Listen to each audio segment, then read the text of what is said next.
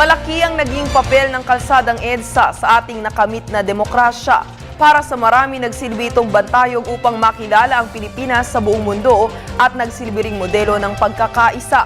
Kaya naman ang EDSA ay tinuturing na kalsada ng kapayapaan noon at ngayon. Balitaan mo kami, Emil Carion.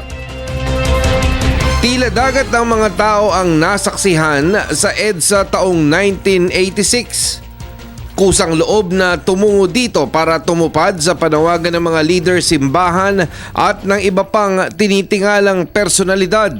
Ngayon, ramdam pa rin ang kilabot pero ang simbolo ay lumawig na mula sa bisada palabas sa iba't ibang uri ng pakikipaglaban na humahamon sa espiritu at diwa ng bansang Pinoy.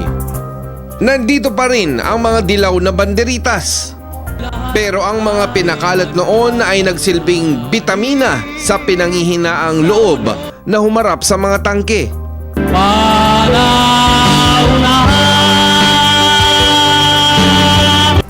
Ngayon ay nagtatawirang kalsada at mga nagmamadaling paparoot paparito ang mukha ng EDSA.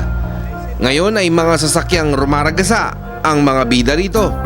Sa paglalahad at tuluyang paglipat ng pahina ng buhay na kasaysayan ng EDSA, narito ang pagtutulungan ng mga negosyante, mga politiko, mga militar, mga laiko, mga relihiyoso, parit madre, estudyante, trabahador, profesional at ordinaryong Pinoy, lahat ng sektor ay aktibong saksi. Katulad na lamang ng role ng media, taong 2009 ay pinalad ang government television na makapanayam ang pari at anchorman ng Radio Veritas, isang bida ng EDSA, taong 1986 na si Father Efren Dato. To proclaim peace, order in our community. At nagkataon naman may contradiction at may conflict.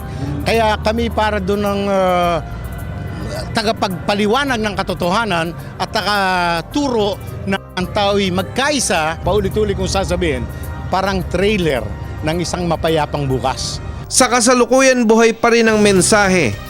Ang espiritu ng EDSA ay umangat at lumawak pa. Bagong paghamon, bagong hinaharap.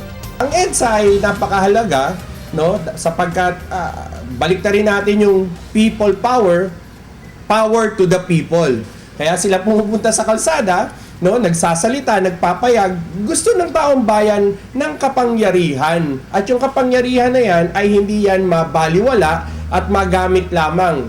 Sa kasalukuyang pangyayari, siguro naisip na rin ni Pangulong Pinoy yung sinasabi niyang kung walang korap, walang mahirap. Ang mensaheng pinarating ay walang kupas. Markadong EDSA, kabayanihang Pinoy, kabayanihang responsable at bumabalikat sa anumang hinaharap. Para sa Telebisyon ng Bayan, ako si Emil Carion.